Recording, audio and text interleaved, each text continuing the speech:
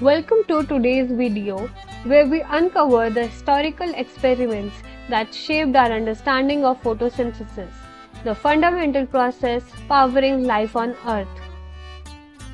In the 18th century, Joseph Priestley discovered that a plant could refresh air that a burning candle had consumed. This was the first recorded observation of oxygen evolution by plants.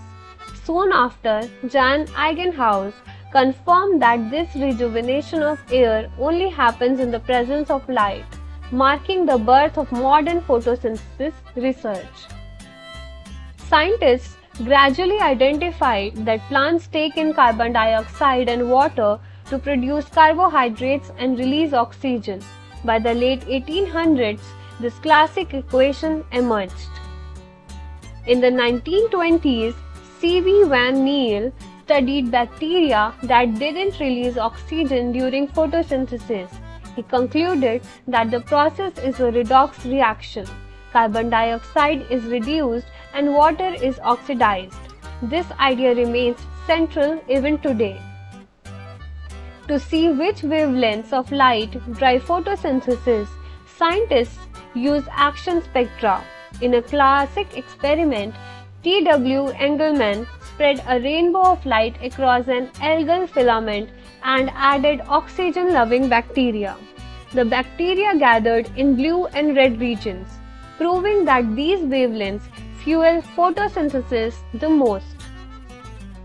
In 1932, Emerson and Arnold gave chlorella algae split-second flashes of light and measured oxygen.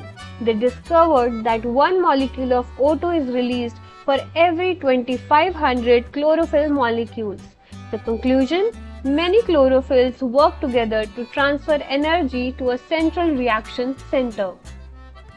The quantum yield, defined as oxygen molecules produced per photon absorbed, was calculated from these experiments. Under ideal conditions, around 1 O2 is released for every 8 to 10 absorbed photons. Emerson's further work revealed something surprising.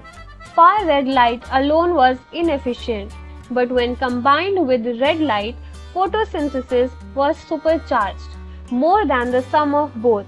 This enhancement effect proved the existence of two photosystems, photosystem 2 and photosystem 1, working in tandem in what we now call the Z scheme. These foundational experiments didn't just explain how plants breathe life into Earth, they laid the groundwork for everything we know today about energy, food chains, and even climate balance.